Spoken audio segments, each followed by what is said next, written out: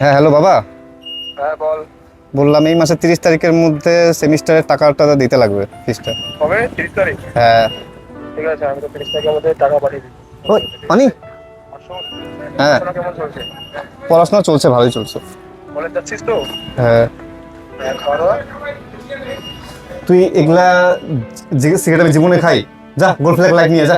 হ্যাঁ বাবু, তোর মা কিন্তু তোর কথা বলছিল, তুই তুই কবে বুঝে দে। হ্যাঁ ঠিক আছে বাবা, তুমি আসো, একসাথেই যাবো। হয়েছে,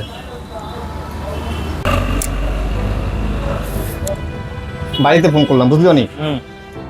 বাবাকে বললাম টাকা নিয়ে আসতে। তুই শুধু তো কলেজ ফিসটার টাকাটা চাইলি, আর পার্টিটা? ও পার্টিটা তো ভুলেই গেছি, দাঁড়া ফোন করি তাহলে আরেকবার, একবারই থাক। হ্যালো বাবা, হ্যাঁ বল। তোমাকে একটা কথা বলতে ভুলে গেছি। 3000 টাকা হাত খরচ, 3000 টাকা হাত খরচ পাঠায় তো। 3000? তোকে আমি সেদিনকে 3000 টাকা দিলাম। আরে 3000 টাকা উপর থাকে নাকি? সেদিনকে পাঠায় তো খরচা হয়ে যায় না? আচ্ছা ঠিক আছে, আমি তোকে দিচ্ছি। ঠিক।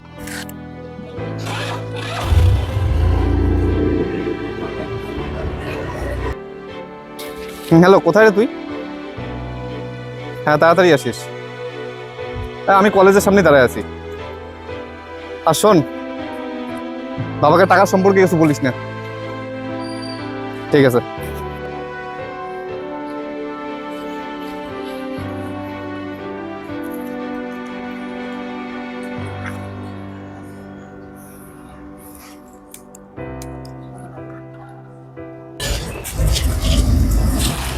আরে বাবা তুমি,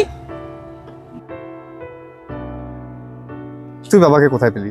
এই তো রাস্তায়। আর বলিস না, আমি আসতেছিলাম, কাকুকে দেখি রাস্তায় হাঁটতে হাঁটতে আসতেছি।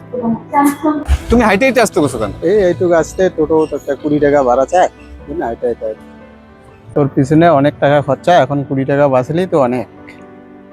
তার 20 টাকার কথা তোরে কলেজে ভর্তি করে দিয়ে আসে। তুই একটু বাবাকে নিয়ে আগা। কাকু তুমি এটা ঠিক করো না, এই 20 টাকার জন্য তুমি হাইড্রেটে আসলা এই রোদের মধ্যে?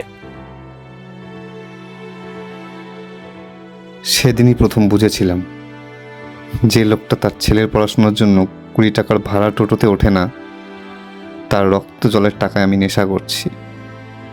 আর এটা আমারই ভুল ছিল।